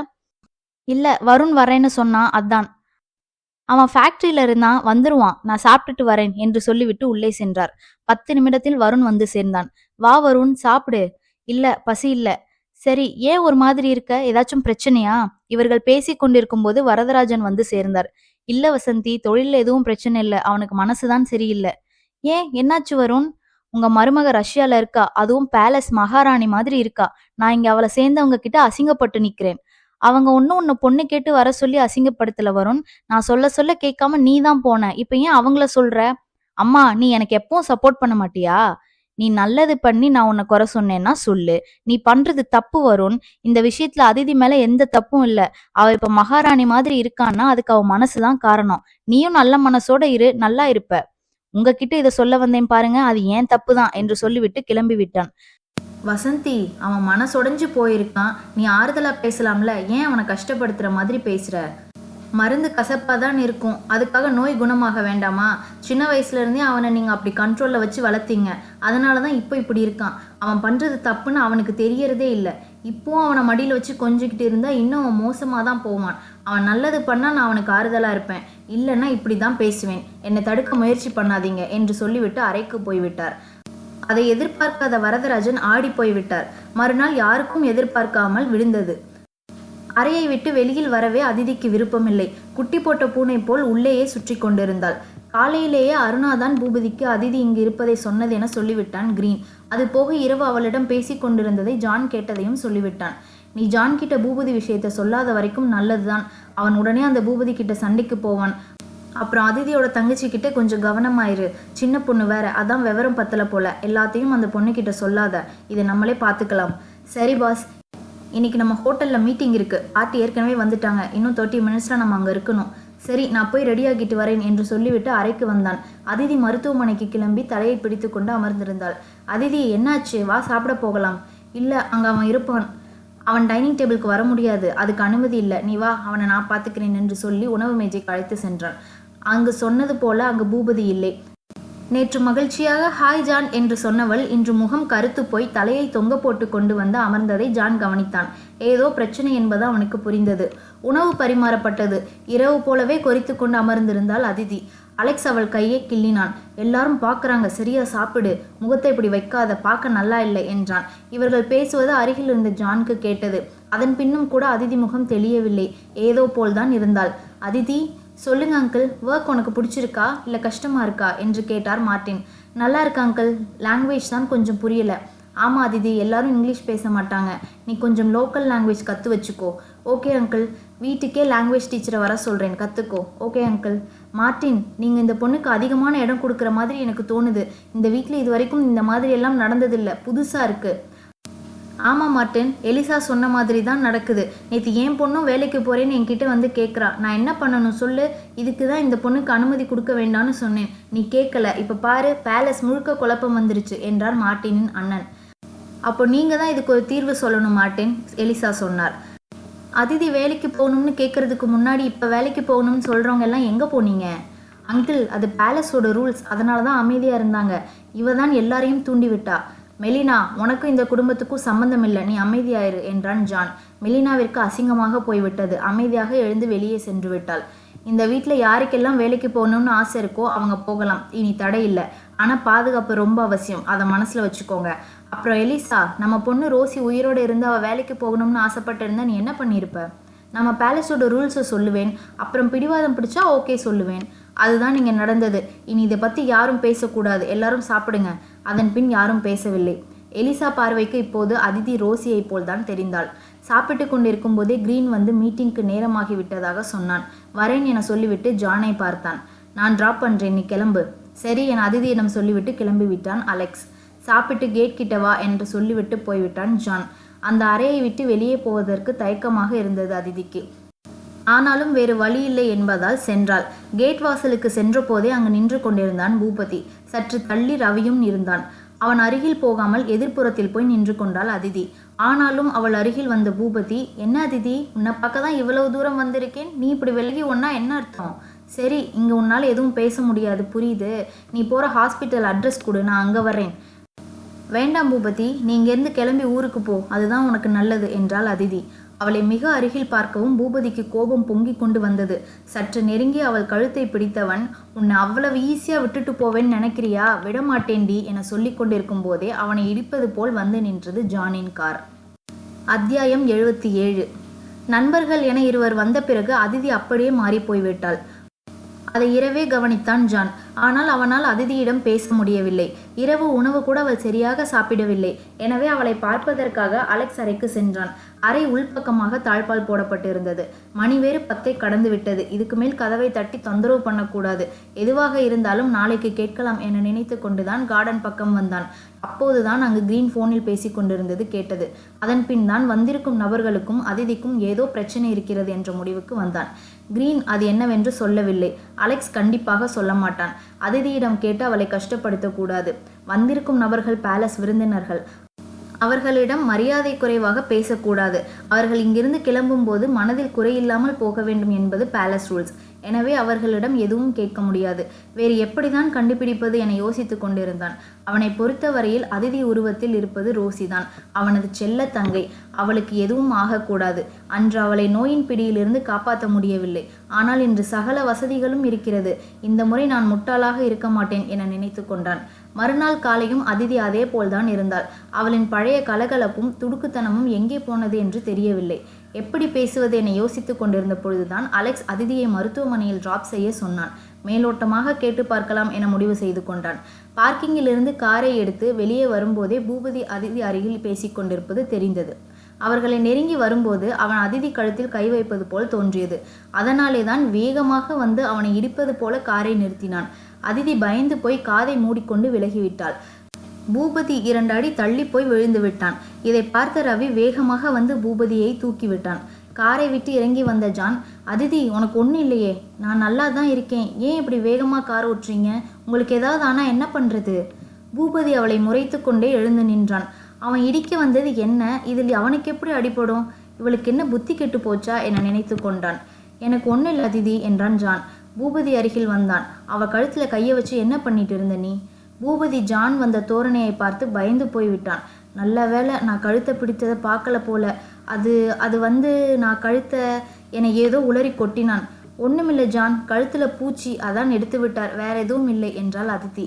உண்மையை சொல்லு. நிஜமாதான் ஜான், அவர் வேற எதுவும் பண்ணலை. நாங்கள் மரத்துக்கடியில் நின்னோம், அதனால தான் பூச்சி வந்துருச்சு. சரி, போய் காரில் உட்காரு, நான் வரேன். இல்லை, வாங்க போகலாம். நான் வரேன், நீ போ. உன் ஃப்ரெண்டை நான் ஒன்றும் பண்ண மாட்டேன், போ. சரி, நான் போய் உள்ளே உட்காந்து பார்ப்பேன். போ போ. அவள் உள்ளே சென்று அமர்ந்த பின் பூபதி அருகில் வந்தவன், அதிதி சொன்னதை நான் நம்ப மாட்டேன். கண்டிப்பாக உனக்கும் அவளுக்கும் ஏதோ இருக்கு. அது என்னன்னு எனக்கு தெரியல. உன் நல்லதுக்கு உனக்கு ஒன்று மட்டும் சொல்கிறேன். அவள் பக்கத்தில் வராத, புரியுதா? வந்த வேலையை பார்த்துட்டு உயிரோட ஊருக்கு போகிற வழியை பாரு என்று சொல்லிவிட்டு காரை எடுத்துக்கொண்டு கிளம்பி விட்டான். சில நிமிடங்கள் உறைந்து போய் நின்றான் பூபதி. ரவிக்கு இப்போதே இங்கிருந்து ஓடிவிடலாம் என தோன்றியது. பாஸ், அவர் சொல்லிட்டு போனதை கேட்டீங்க தானே? இப்பாச்சும் புரியுதா இது தேவையில்லாத வேலை அப்படின்னு? வாங்க இப்போவே கிளம்பலாம். உனக்கு இங்கே இருக்க பயமாக இருந்தால் நீ கிளம்பு ரவி. எனக்கு இப்போ தான் இவனுங்க மேலே கொலை வெறி வருது. என்னால் இங்கேருந்து வர முடியாது. இவ என்ன பெரிய இளவரசியா? விடமாட்டேன் இவளை. கொலை பண்ணாமல் இங்கிருந்து கிளம்ப மாட்டேன் என கத்தினான். அங்கு சுற்றி கொண்டிருந்த பாதுகாவலர்கள் பூபதியை ஒரு மாதிரி சந்தேக கண்ணில் பார்த்து கொண்டு சென்றனர். அதை கவனித்த ரவி பூபதியை உள்ளே இழுத்து கொண்டு சென்றான். அவர்களுக்கென்று ஒதுக்கியிருந்த அறைக்குள் தள்ளி கதவை தாழ் போட்டான். எதுக்கு பாஸ் இப்படி சத்தம் போடுறீங்க? அவங்களுக்கு நம்ம பேசுகிற மொழி புரியாமல் இருக்கலாம், ஆனால் உங்கள் உடல் மொழி தெரியும் தானே? நீங்கள் பண்ணுறதை பார்த்தா அவங்க நம்மளை இங்கேயே கொன்று புதைச்சிருவாங்க போல இருக்கு. கொஞ்சம் அமைதியாக இருங்க ப்ளீஸ். பூபதி உடல் இன்னும் கோபத்தில் நடுங்கிக் கொண்டிருந்தது. அவனால் ஜான் பேசியதை ஏற்றுக்கொள்ளவே முடியவில்லை. என்னை அவள் பக்கத்தில் வரக்கூடாது என்று சொல்வதற்கு இவன் யார் என கத்தி கொண்டிருந்தான். பாஸ், நீங்கள் இப்படி கத்தி என்ன ஆக போகுது சொல்லுங்க, பொறுமையாக யோசிக்கலாம் என தண்ணீர் கொடுத்து பூபதியை அமர வைத்தான். காரில் போகும்போது அதிதி ஜானை கேள்விகளால் துளைத்து எடுத்து விட்டாள். அவர்கிட்ட என்ன சொன்னீங்க? ஏன் ஏதோ மிரட்டின மாதிரி தெரிஞ்சுது? அப்படியெல்லாம் ஒன்றும் இல்லை. நான் ஏன் உன் ஃப்ரெண்டை மிரட்ட போகிறேன்? ஊருக்கு புதுசு, கொஞ்சம் கவனமாக இருங்கன்னு நல்லது தான் சொன்னேன், வேற ஒன்றும் இல்லை. சரியா? நம்ப மாட்டேன். சரி நம்பாத போ, ஹாஸ்பிட்டல் வந்துருச்சு. உதட்டை சுழித்து விட்டு உள்ளே சென்று விட்டாள் அதிதி. அங்கிருந்து கிளம்பிய ஜான் நேராக அலெக்ஸை பார்க்க தான் போனான். அதிதி மருத்துவமனைக்குள் வந்து அலெக்ஸுக்கு ஃபோன் செய்து காலையில் பூபதி பேசியதையும் ஜான் அவனிடம் பேசியதையும் சொன்னாள். ஓ, அவன் இவ்வளவு தூரம் வந்துட்டானா? அவன் பேலஸ்குள்ளே இருக்கப்ப அவன்கிட்ட எதுவும் பேச முடியாது. அவனை வெளியே வர வைக்கணும். நான் உன்கிட்ட சொன்னேன்ல, அவனை தனியாக சந்திக்காத அப்படின்னு. நான் போய் பார்க்கல அலெக்ஸ், காருக்கு வெயிட் பண்ணிட்டு இருந்தேன், அப்போ வந்துட்டான். சரி, இப்போ ஜான் இங்கே தெரியல, என்னை இறக்கி விட்டுட்டு போயிட்டாரு. அப்போ இங்கே தான் வருவான். அவனுக்கு சந்தேகம் வந்திருக்கும், கண்டிப்பாக இங்கே தான் வருவான். சரி, நான் பார்த்துக்கிறேன். நீ இதெல்லாம் யோசிக்க வேண்டாம், நிம்மதியாக வேலையை பாரு. அப்புறம் நீ கேட்ட ஒரு வாரம் முடிஞ்சு போச்சு. இன்னைக்கு நமக்குள்ளே எல்லாம் இருக்குதானே? அலெக்ஸ், அடி வாங்குவீங்க. நான் எங்கே இருக்கேன், நீங்கள் என்ன பேசுகிறீங்க? பாய் பாய் அதிதி. அவளிடம் பேசிவிட்டு நிமிரும் போதே எதிரில் நின்றான் ஜான். கிரீன் அவனுக்கு பின்னால் நின்றான். வந்திருக்கவன் யார் அலெக்ஸ்? அவன் ஏன் அதிதியை மிரட்டுறான்? அப்படியா? நான் என்ன கதையா சொல்கிறேன்? இன்னைக்கு காலையில் என் கண்ணால் பார்த்தேன். ஆனால் அதிதி எதையோ சொல்லி என்னை கூட்டிகிட்டு வந்துட்டா. என்ன நடக்குது? நீ நினைக்கிற மாதிரி ஒன்றும் இல்லை ஜான். அவன் ஒரு போலீஸ் ஆஃபீஸர். அப்போது அவன் அதிதி ஃப்ரெண்ட் இல்லையா? ஃப்ரெண்டு தான். இப்போ ஏதோ நம்மளை பற்றி கண்டுபிடிக்க வந்திருக்கான் போல. நம்ம பிஸ்னஸ் பற்றி அதிதி கிட்ட கேட்பான் போல. அதை தான் நீ பார்த்துருக்க. அப்படியா? ஆமாம், நம்மளை பற்றி விசாரிக்க நம்ம பேலஸ்குள்ளே ஒருத்தன் வந்திருக்கான். அவன் இனி உயிரோடு இருக்கக்கூடாது. அவசரப்பட வேண்டாம் அலெக்ஸ். அவனுக்கு ஏதாவது ஆனால் அதிதி ஃபீல் பண்ணுவா. நீ இந்த பிரச்சனையை விடு, நாங்கள் பார்த்துக்குறோம். எனக்கு இப்போவும் நீ சொல்கிறதுல நம்பிக்கை இல்லை. நைட்டு க்ரீன் கிட்ட சொன்னேன், இப்போ உன்கிட்டையும் சொல்கிறேன். அதிதிக்கு ஏதாவது ஆச்சு, நீங்கள் யாரும் உயிரோடு இருக்க மாட்டீங்க என்று சொல்லிவிட்டு போய்விட்டான். அவன் சென்ற பிறகு மழை பெய்து ஓய்ந்தது போல் இருந்தது. பூபதியை கூட சமாளிக்கலாம் போல, இவனை சமாளிக்க முடியல. சரி கிளம்பு க்ரீன், போகலாம் என வேலையை பார்க்க கிளம்பிவிட்டான் அலெக்ஸ். தன் அறைக்குள் குட்டி போட்ட பூனை போல நடந்து கொண்டிருந்தான் பூபதி. ரவி அவனிடம் பேசி ஓய்ந்து போய் ஒரு ஓரமாக அமர்ந்து விட்டான். விடமாட்டேன், விடவே மாட்டேன் என இன்னும் கத்தி கொண்டிருந்தான். இவருக்கு ஏன் புரியவே மாட்டேங்குது? இங்க இருக்கவங்களை எதிர்த்து என்ன பண்ண முடியும் என புலம்பிக் கொண்டிருந்தான் ரவி. கண்டுபிடிச்சிட்டேன், சூப்பர் ஐடியா ரவி. என்ன பாஸ்? வருணுக்கு ஃபோன் பண்ண போறேன். அவனை இங்கே வர வைக்க போறேன். நான் வெறும் லவ்வர் தான். ஏதாவது சொன்னால் என்னை ஈஸியாக சமாளிக்கலாம். ஆனால் வருண் புருஷன். அவன்கிட்ட இவங்க கல்யாண ஃபோட்டோ கூட இருக்கும். அவன்தான் சரியான ஆள் என வருணுக்கு ஃபோன் செய்து பேச ஆரம்பித்து விட்டான் பூபதி. அத்தியாயம் 78. அதிதி மற்றும் அலெக்ஸை பழிவாங்க எந்த எல்லைக்கும் போக தயாராக இருந்தான் பூபதி. அதனால் எவ்வளவு நேரம் யோசித்தும் அவனுக்கு என்ன செய்வதென தெரியவில்லை. காதல் விஷயத்தை போய் சொன்னாலும் திருமணத்திற்கு முன் காதல் இருப்பதெல்லாம் இப்போது சாதாரணமான விஷயம். எனவே இதை பெரிதாக எடுத்துக்கொள்ள மாட்டார்கள். அதிலும் இது வெளிநாடு. இங்கு இதெல்லாம் மிக மிக சகஜமான விஷயம். என்ன செய்வது என யோசித்து கொண்டு மண்டையை வெடிக்கும் போல் இருந்தது. பூபதிக்கு கடைசியாக தான் வருண் ஞாபகம் வந்தான். அவனை இங்கு வர செய்து அவனுக்கும் அதிதிக்கும் ஏற்கனவே திருமணமான விஷயத்தை சொன்னால் கண்டிப்பாக இங்கு பிரளயம் நடக்கும். முன்னாள் காதலை ஏற்றுக்கொள்பவர்கள் முன்னாள் கல்யாணத்தை கண்டிப்பாக ஏற்றுக்கொள்ள மாட்டார்கள். வருணும் அதிதி மேல் கோபமாக தான் இருப்பான். அதை பயன்படுத்தி அவனை இங்கு வரவழைக்க வேண்டும். ரவி, சூப்பர் ஐடியா கிடைச்சிருச்சு. என்ன பாஸ்? வருண், அவனை இங்கே வர சொல்ல போறேன். அப்புறம் பாரு என் ஆட்டத்தை. பாஸ், அவன் எதுக்கு? நான் வெறும் லவ்வர் தான் ரவி. ஆனால் அவன் புருஷன். அதை மறைச்சு தானே இவளை இங்கே கூட்டிகிட்டு வந்திருக்கான் இந்த அலெக்ஸ். இப்போ அவன் இங்கே வந்து உண்மையை சொன்னால் என்ன ஆகும் யோசிச்சு பாரு. பாஸ், நீங்கள் ஒரு விஷயத்தை விட்டுட்டீங்க. என்ன ரவி? வருண் ஒய்ஃப் அதிதினா அந்த மார்ட்டினுக்கு தெரியும் தானே? வருண் ஒய்ஃப் அதிதி, அவங்க ஒரு டாக்டர். அதனால தான் பாடி ஆர்கன் கடத்த அவங்க டீல் போட்டாங்க. அப்போ அவங்களுக்கு தெரியும் தானே? நல்ல பாயிண்ட் ரவி. மார்ட்டினுக்கு மட்டும்தான் தெரியும். அவர் ஒய்ஃப், அதாவது அலெக்ஸோட அம்மா எலிசா மேடம், அவங்களுக்கு தெரியாது தானே? நம்ம கேள்விப்பட்ட வரைக்கும் அவங்களுக்கு ஏற்கனவே அதிதியை பிடிக்கல. இப்போ இந்த விஷயம் தெரிஞ்சால் அவளை வீட்டை விட்டு கண்டிப்பாக துரத்திடுவாங்க. அதுதான் எனக்கும் வேணும். அதுக்கு வருண் இங்கே வரணும். நான் அவனுக்கு ஃபோன் பண்ண தான் போகிறேன். என்னை எதை சொல்லியும் தடுக்காத ப்ளீஸ். பாஸ், நான் சொல்கிறது நீங்கள் கேட்க மாட்டீங்கன்னு தெரியும். ஆனால் ஒரே ஒரு விஷயம் மட்டும் சொல்லணும்னு தோணுது. தப்போ சரியோ, அந்த பெண்ணுக்கு அவளுக்கு பிடிச்சவன் கூட கல்யாணம் ஆகிருச்சு. அதை கெடுக்க நினைக்கிறது சரியில்லை. இதுக்கு மேலே உங்கள் இஷ்டம். எதை பண்ணுறதா இருந்தாலும் காலையில் ஒருத்தன் மரத்தடியில் மிரட்டிட்டு போனான்ல, அவனை மனசில் வச்சுட்டு பண்ணுங்க. இதுக்கு மேலே உங்கள் இஷ்டம். நான் வெளியே போகிறேன் என்று சொல்லிவிட்டு சென்று விட்டான் ரவி. அவன் பேசியதை பூபதி ஒரு பொருட்டாக மதிக்கவில்லை. ஃபோனை எடுத்து வருணுக்கு அழைத்தான். முதல் முறை அவன் அழைப்பை ஏற்கவில்லை. பின் அவனே கால் செய்தான். ஹலோ, சொல்லுங்க பூபதி. இப்போ நமக்குள்ளே எதுவும் சம்மந்தம் இல்லை தானே? எதுக்கு எனக்கு கால் பண்ணியிருக்கீங்க? காரணம் இல்லாமல் கால் பண்ணல வருண். ரொம்ப முக்கியமான விஷயம் இருக்குது. நீங்கள் ஃப்ரீயாக இப்போது சொல்லுங்கள். ஃபேக்ட்ரியில் தான் இருக்கேன். நான் இப்போ எங்கே இருக்கேன் தெரியுமா? என்ன பூபதி, நீங்கள் ஒரு போலீஸ், அதனால் எங்கே வேணாலும் இருப்பீங்க. என்கிட்ட கேட்டால் எனக்கு எப்படி தெரியும் சொல்லுங்கள்? உங்கள் ஒய்ஃப், சாரி உங்கள் எக்ஸ் ஒய்ஃப் இருக்க ஊரில் இருக்கேன். இன்னும் புரிகிற மாதிரி சொன்னால் ரஷ்யா, அங்கே அதிதி வீட்டில் இருக்கேன். என்ன நீங்கள் என்ன சொன்னீங்க? அதிர்ச்சியில் வாய் பிளந்தான் வருண். நான் சொன்னது உங்களுக்கு கேட்டுச்சு வருண். நான் ரஷ்யாவில் அதிதி வீட்டில் இல்லை, அதிதியோட பேலஸில் இருக்கேன். பேலஸா? என்ன அதிர்ச்சியாக இருக்கா? இதுக்கே இப்படி ஷாக்கானா எப்படி? உங்கள் மனைவிக்கு இன்னும் ஒரு கல்யாணம் ஆகிருச்சு. மாப்பிள்ளை யாரு தெரியும்ல? அந்த அலெக்ஸ்.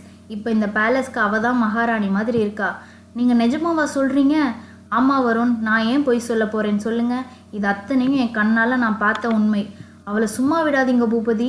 உங்களுக்கு எவ்வளோ காசு வேணும் சொல்லுங்கள். இப்போ உடனே நீங்கள் சொல்கிற நம்பருக்கு மாற்றி விடுறேன். ஆனால் அவள் நிம்மதியாக இருக்கக்கூடாது. வருண் குரலில் கோபம் வெடித்தது. பொறுமை, ரொம்ப அவசரப்படுறீங்க. என்னால் மட்டும் இங்கே எதுவும் செய்ய முடியாது. என்னை விட இவங்க பலம் என்னன்னு உங்களுக்கு தான் நல்லா தெரியும். எனக்கு உங்களோட உதவி தேவை. அதுக்கு தான் உங்களுக்கு ஃபோன் பண்ணேன். நானா? என்னால் என்ன பண்ண முடியும்? நீங்கள் கிளம்பி இங்கே வாங்க. வரும்போது உங்கள் கல்யாண ஆதாரத்தை எல்லாம் எடுத்துகிட்டு வாங்க. அதுக்கப்புறம் தான் ஆட்டம் நல்லா சூடு பிடிக்கும். இல்லை பூபதி, அது ரொம்ப கஷ்டம். அது போக எனக்கும் அதிதிக்கும் கல்யாணமானது எங்கள் எல்லாருக்குமே தெரியும். இப்போ டிவோர்ஸ் கூட ஆகிடுச்சு. இப்போ நான் அங்கே வந்து இதையெல்லாம் சொன்னாலும் வேஸ்ட்டு தான். நீங்கள் சொல்கிறதெல்லாம் சரிதான் வருண். ஆனால் ஒரே ஒரு விஷயம், கூட உங்களுக்கு கல்யாணமானதை பற்றி மார்ட்டின், அலெக்ஸ், கிரீன் இவங்களை தவிர இங்கே வேறு யாருக்கும் தெரியாது. ஆனால் அங்கே அவங்க தான் பூபதி பவர்ஃபுல். இல்லை, அலெக்ஸோட அம்மா எலிசா இருக்காங்க. அவங்களுக்கு அதிதியை பிடிக்கல. அவங்க கிட்ட சொன்னால் போதும். ஆனால் அது என்னால் மட்டும் முடியாது. என்கிட்ட ஆதாரம் இல்லை. அதுக்கு தான் உன்னை வர சொல்கிறேன். நம்ம 2 பேர் நோக்கம் ஒன்று தான், அவங்கள பழி வாங்கணும். அதுக்கு ஒரு அருமையான வாய்ப்பு கிடைச்சிருக்கு. என்ன சொல்கிற? வருண் சற்று நேரம் அமைதியாக இருந்தான். நீங்கள் இவ்வளவு யோசிக்கிற அளவு எதுவும் இல்லை. பேலஸ்குள்ளே வர்றது ஈஸி. அதிதியோட ஃப்ரெண்டுன்னு சொன்னால் போதும், உள்ளே வந்துடலாம். எல்லாம் சரிதான். அந்த அலெக்ஸை நினச்சாதான் பயமாக இருக்குது. அவனுக்கு கொலை பண்ணுறதெல்லாம் பொழுதுபோக்கு மாதிரி. ரஷ்யா அவன் இடம் வேற. அதான் வருண், அவன் என்னை இப்போ வரைக்கும் ஒன்றும் பண்ணலை. அதனால் நீ தைரியமாக வரலாம். நம்ம பேலஸ்குள்ளே இருக்க வரைக்கும் நமக்கு பாதுகாப்பு தான். சரி, நான் 2 நாளில் வரேன். குட். ஏர்போர்ட் வந்துட்டு சொல்லுங்கள். யார் என்ன சொன்னாலும் இந்த பிளானை சேஞ்ச் பண்ண வேண்டாம். கண்டிப்பாக. நான் அவன் மேலேயும் அவள் குடும்பத்து மேலேயும் கொலை வெறியில் இருக்கேன். கண்டிப்பாக வரேன். சரி வாங்க. ஃபோனை வைத்துவிட்டு வெற்றி களிப்பில் சிரித்து கொண்டிருந்தான் பூபதி. அப்போதுதான் உள்ளே வந்தான் ரவி. ஹேய் வா வா, நான் போட்ட பிளான் ஒர்க் அவுட் ஆயிடுச்சு. வருண் வரேன்னு சொல்லிட்டான். இன்னும் 2 நாள் அமைதியாக இருக்கணும். அதிதி பக்கம் போகவே கூடாது. வருண் வந்த அப்புறம் இருக்கு அவளுக்கு. சரி நீ இரு, நான் கொஞ்சம் வெளியே போயிட்டு வரேன். சரி பாஸ் என்று தளர்ந்து போய் மெத்தையில் அமர்ந்து விட்டான் ரவி. என்ன இது? வருண் பயந்து கொண்டு வரமாட்டான் என சொல்லுவான்னு நினைச்சேன். இப்படி வருகிறேன் என்று சொல்லிவிட்டானே. அவன் வந்தால் மேலும் பிரச்சனைகள் தானே வரும். என்ன செய்வது என யோசித்தான். இங்கு யாரிடம் சொல்ல முடியும்? பூபதி வேறு கண்குத்தி பாம்பு போல கண்காணித்து கொண்டிருக்கிறான். நமக்கு ஆங்கிலமும் சரியாக பேச வராது. இங்கு யாரும் தமிழில் பேசுவதில்லை. என்ன செய்வது? சரி, அதிதிக்கு தமிழ் தெரியும் தானே. பேசாமல் அவரிடம் சொல்லிவிட்டால் என்ன? ஆனால் அவரை எப்படி சந்திப்பது? இதுவரை ஒரு முறை கூட அவரிடம் பேசியதில்லையே. நான் போய் பூபதியின் திட்டத்தை சொன்னால் என்னை நம்புவாரா என்று கூட தெரியவில்லை. நானும் அவனுடன் வந்தவன்தானே என்று தானே நினைப்பார். என்ன செய்வது? ஒரே குழப்பமாக இருந்தது. அறையை விட்டு வெளியே வந்து பார்த்தான். பூபதி தூரமாக இருக்கும் கார்டன் ஒன்றில் உலவிக் கொண்டிருப்பது தெரிந்தது.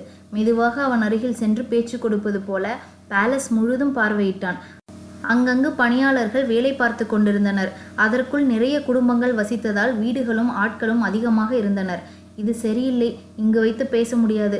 வேறு ஏதாவது யோசிக்க வேண்டும் என பூபதியிடம் சொல்லிக்கொண்டு மறுபடியும் உள்ளே வந்தான். மணியை பார்த்தான். நேற்று இந்த நேரத்துக்கு தான் அதிதி வேலை முடிந்து வந்தாள். இன்றும் அதே நேரத்திற்கு வருவாளா என யோசிக்கும் போதே அதிதி, அலெக்ஸ் இருவரும் வந்துவிட்டனர். இன்று அதிதியை அலெக்ஸ் பிக்கப் செய்திருந்தான். ஐயோ, இவர் வேற கூட வராரே, எப்படி போய் பேசுறது என யோசித்து கொண்டிருந்தான் ரவி. அவன் முகத்தை பார்த்தபடிதான் உள்ளே வந்தாள் அதிதி. அவள் மருத்துவமனையில் இருக்கும்போதே ரவியுடன் பேச வேண்டும் என நினைத்திருந்தாள்.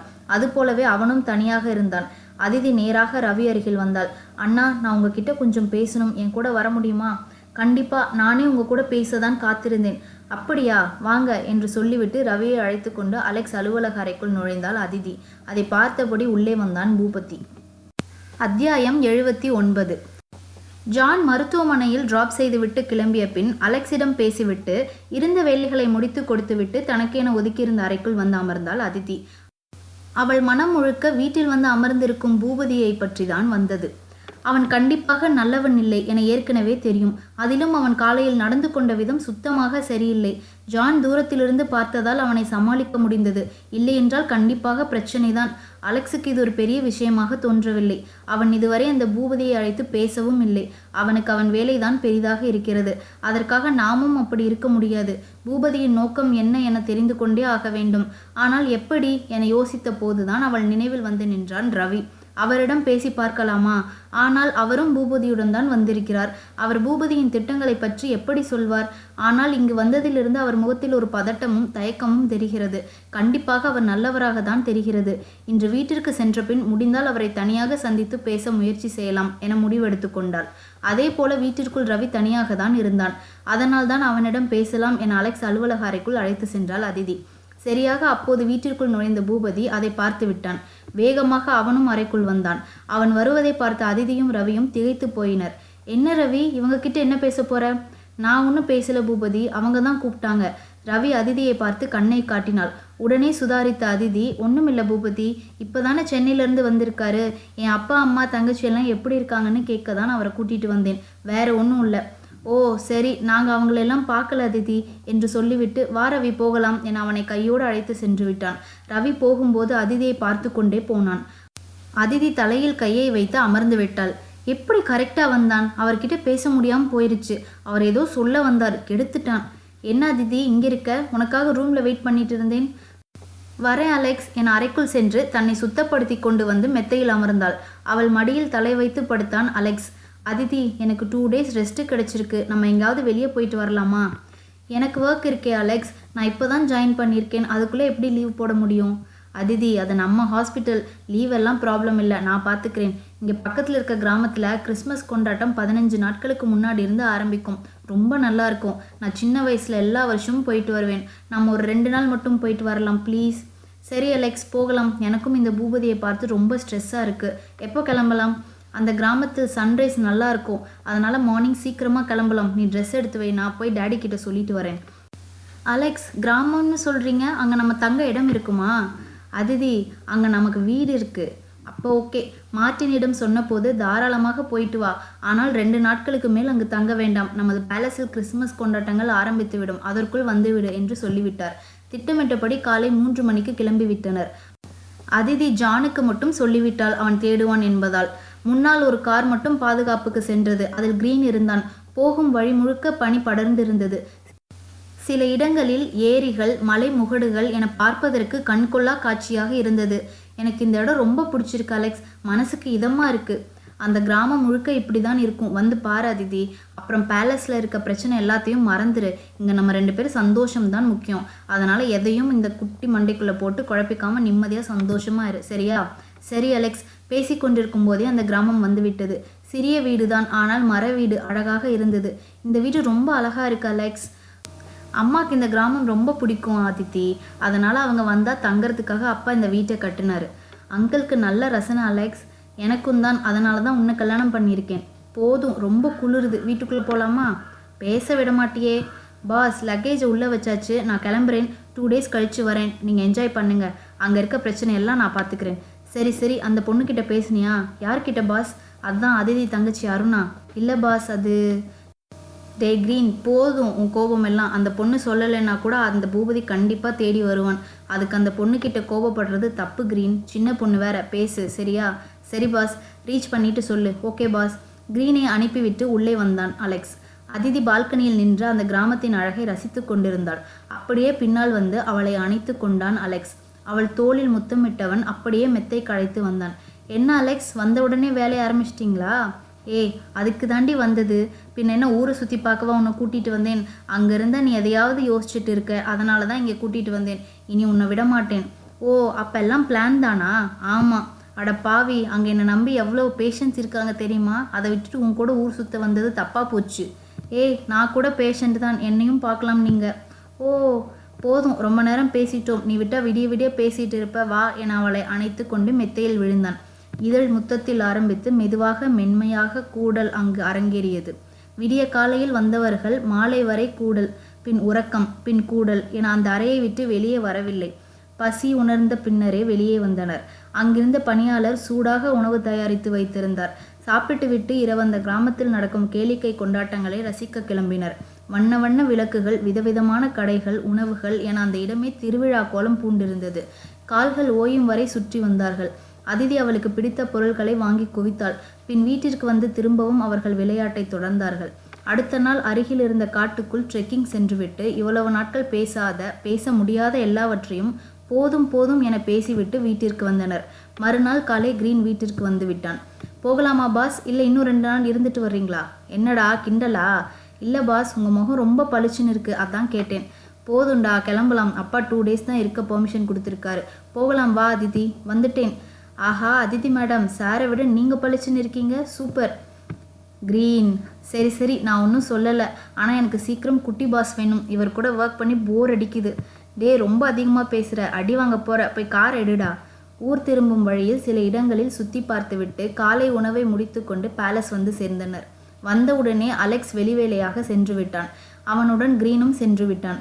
அதிதி ஜானுக்கு அந்த கிராமத்திலிருந்து சில பொருட்கள் வாங்கி வந்திருந்தாள். அதை எடுத்துக்கொண்டு ஜானை பார்க்க சென்றாள். ஜான் அவன் அறையில் இல்லை. மேரியை கேட்டபோது கார்டனில் இருப்பதாக சொன்னார். அங்கு சென்றபோது ஜான் யாருடனோ பேசிக் கொண்டிருப்பது போல் தெரிந்தது. சற்று எட்டி பார்த்தபோது அங்கு வருண் நின்று கொண்டிருந்தான். அத்தியாயம் 80.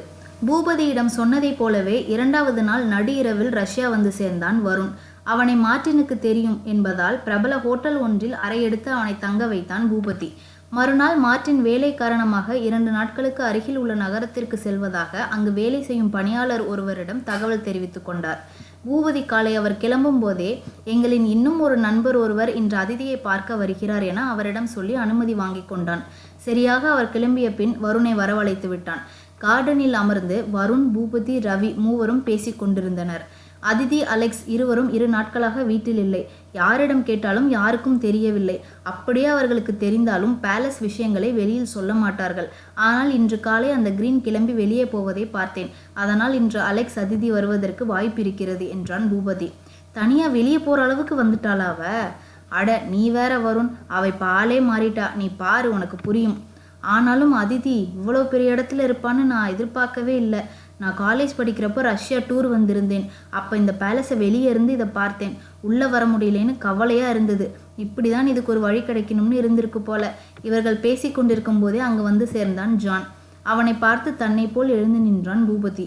வருணும் அவனை பார்த்தான். பார்த்த உடனே தெரிந்து கொண்டான் அவன் அலெக்ஸ் அண்ணன் என்பதை.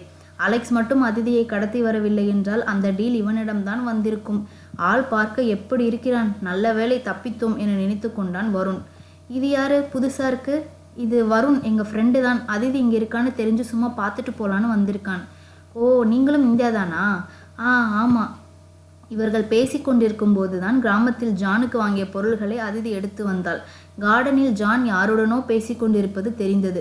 கொஞ்சம் விலகி எட்டி பார்த்தாள். அங்கு வருண் நின்று கொண்டிருந்தான்.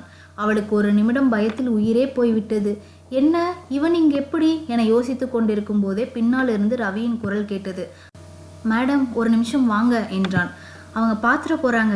இல்லை, அவங்க பேசிகிட்டு இருக்காங்க, நீங்கள் வாங்க. சரி என அலெக்ஸ் அலுவலக அறைக்குள் நுழைந்தாள் அதிதி. சொல்லுங்க அண்ணா, பூபதி திட்டம் என்ன? வருண் எதுக்கு இங்கே வந்திருக்காரு? முதல்ல என்னை மன்னிச்சிருங்க மேடம், எனக்கு இங்கே வர விருப்பம் இல்லை. பூபதி தான் கட்டாயப்படுத்தி கூட்டிகிட்டு வந்தார். எனக்கு அது உங்களை பார்த்த உடனே தெரிஞ்சதண்ணா. உங்கள் முகத்தில் இருந்தே விருப்பம் இல்லாமல் தான் இங்கே இருக்கீங்கன்னு புரிஞ்சுக்கிட்டேன். ரொம்ப தேங்க்ஸ் மேடம். பூபதி நீங்கள் நல்லா இருக்கக்கூடாதுன்னு நினைக்கிறான். உங்களை அலெக்ஸ் சார் அப்புறம் கிரீன் உங்கள் 3 பேரையும் பழிவாங்க தான் இங்கே வந்திருக்கான். ஆனால் அவன் மட்டும் எதுவும் பண்ண முடியாதுன்னு தெரிஞ்சு வருணை வர வச்சிருக்காரு. உங்களுக்கும் வருணுக்கும் ஏற்கனவே கல்யாணமான விஷயத்த எலிசா மேடம் கிட்ட சொல்லி உங்களை இந்த பேலஸை விட்டு துரத்த பிளான் பண்ணியிருக்காங்க. மார்ட்டின் சாருக்கு வருணை தெரியும். அதனால தான் அவர் இல்லாத இந்த 2 நாளில் இங்கே பிரச்சனை பண்ண முடிவு பண்ணியிருக்காங்க மேடம். இதுதான் இப்போ வரைக்கும் அவங்களோட பிளான். எனக்கு தெரிஞ்ச வரைக்கும் வேறு ஏதாவது அவங்க பிளான் பண்ணால் கண்டிப்பாக உங்ககிட்ட சொல்கிறேன். வருண் போய் எலிசா மேடம் கிட்ட சொன்னாலும் உங்களுக்கு எதுவும் பிரச்சனை வராமல் பார்த்துக்கோங்க. இன்னும் ரொம்ப நேரம் காணோம்னா அந்த பூபதி தேடுவான். நான் போகிறேன். அதிதி ரவியின் கைகளை பிடித்து கொண்டாள். உங்களுக்கு எப்படி நன்றி சொல்றதுன்னு தெரியலண்ணா. நீங்கள் பூபதியை நினச்சி பயப்பட வேண்டாம். உங்களை பாதுகாப்பாக சென்னை அனுப்பி வைக்க நான் ஏற்பாடு பண்ணுறேன். சரிங்க மேடம், நான் வரேன். ரவி வெளியே சென்ற பிறகு அதிதி அலெக்ஸுக்கு ஃபோன் செய்து விஷயத்தை சொன்னாள். ஓ, அவன் இங்கேயே வந்துட்டானா? அவனை கொல்ல இந்தியா வரைக்கும் போகணும்னு நினச்சிட்டு இருந்தேன். எனக்கு வேலை வைக்காமல் சாகிறதுக்கு இங்கே வந்துட்டான். அதிதி, நீ ஒன்று பண்ணு, வருண் கண்ணில் படாத, நம்ம ரூமில் மட்டும் இரு. அம்மாவை நான் பார்த்துக்கிறேன், சரியா? எனக்கு பயமாக இருக்கு அலெக்ஸ். எதுக்கு? இனிதான் நீ சந்தோஷமாக இருக்கணும். நான் இருக்கேன். சரி, நீ ரூமுக்கு போ, நான் வந்துட்டே இருக்கேன். சரி அலெக்ஸ். அதிதி தன் அறைக்குள் வரும்போது பின்னால் ஜானும் வந்து விட்டான். ஹாய் ஜான், உங்களை பார்க்க தான் வந்தேன். பயத்தை வெளிக்காட்டாமல் பேசினாள். என்ன பார்க்க வந்தேன்னு சொல்லிட்டு ஊர் ரூமில் இருக்க? என்னாச்சு அதிதி? ஒன்றும் இல்லை, வந்தேன், அப்புறம் உங்களை காணோன்னு திரும்பி வந்துட்டேன். சரி, என்ன பிரச்சனை சொல்லு. என்ன, யாருக்கு பிரச்சனை? அதெல்லாம் ஒன்றும் இல்லையே, நான் நல்லா தான் இருக்கேன். அதிதி, எனக்கு கோபம் நிறைய வரும், ஆனால் உன்கிட்ட காட்டக்கூடாதுன்னு நினைக்கிறேன்.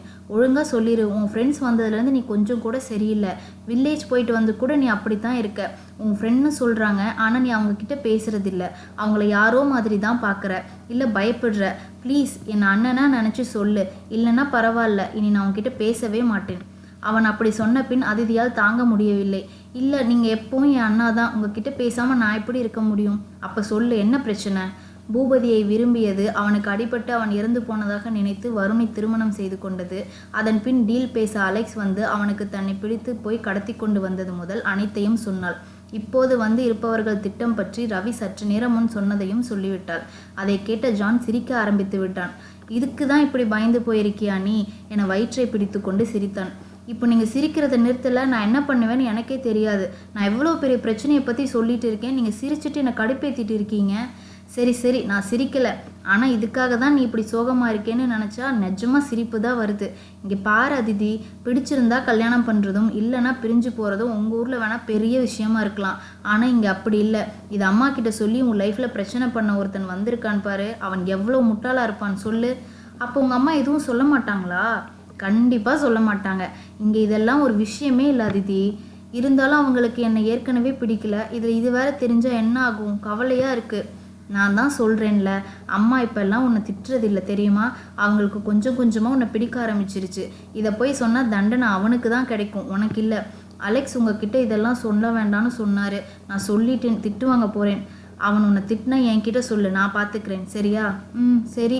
பூபதி வருண் 2 பேரும் வீட்டை விட்டு போனால் தான் எனக்கு சந்தோஷமாக இருக்கும். அப்போ தான் நிம்மதி. அவங்க இருக்க வரைக்கும் என்னால் சந்தோஷமாக இருக்கவே முடியாது. ஏன் முடியாது? அதெல்லாம் நான் பார்த்துக்கிறேன். அவனுக்கு இனி வர 15 நாள், அதாவது கிறிஸ்துமஸ் வரைக்கும் இங்கே தான் இருந்தாகணும். இங்கே கிறிஸ்துமஸ் கொண்டாட்டம் ஆரம்பிச்சிருச்சு. அதனால் பேலஸ்லேருந்து யாரும் வெளியே போக முடியாது, அனுமதியும் இல்லை. இந்த 15 நாளும் அவங்க 2 பேரும் எப்படி கதற விட போகிறேன்னு பாரு. என்ன பண்ண போகிறீங்க? வா, நீயே வந்து பாரு. ஐயோ, நான் வரல, அங்கே அந்த வருண் இருக்காரு. வா அதிதி என அவளை இழுத்து கொண்டு சென்றான். அவர்கள் மூவரும் அப்போது கார்டனில் தான் அமர்ந்திருந்தனர். இவர்கள் வருவதை பார்த்து எழுந்து நின்றனர். வருண் கண்களில் தீப்பொறி பறக்க அதிதியை முறைத்து கொண்டு நின்றான். வருண் அருகில் வந்த ஜான், நீ தான் அதிதியோட முன்னாள் கணவர் வருணா என்றார். ஆமாம், நம்ம பேசுகிறப்ப அதை சொல்லவே இல்லை பாத்தியா? இப்போ தான் அதிதி சொன்னா, உனக்கு ஒரு பரிசு கொடுக்கணும்னு ஆசைப்பட்டேன், அதான் வந்தேன். பரிசா? என்னது? உங்கள் கையை கொடுங்க. தயக்கத்துடன் கையை கொடுத்தான் வருண். 2 நிமிடங்களில் ஐயோ அம்மா என கத்த ஆரம்பித்து விட்டான். அவனது கை மணிக்கட்டு எலும்பு உடையும் சத்தம் சுற்றி இருப்பவர்களுக்கு தெளிவாக கேட்டது. இதுவரை இந்த கதையுடன் பயணித்த அனைத்து நல் உள்ளங்களுக்கும் நன்றி. உங்களது கருத்துகளும் விமர்சனங்களும் தான் ஒரு எழுத்தாளருக்கு சிறந்த வெகுமதி. எனவே உங்களுடைய கருத்தை மறக்காமல் பதிவிடுங்கள். இந்த கதையின் அடுத்த பாகம் உங்களை விரைவில் வந்தடைய கதைகள் 360 சேனலை லைக் மற்றும் சப்ஸ்கிரைப் செய்யவும். நன்றி.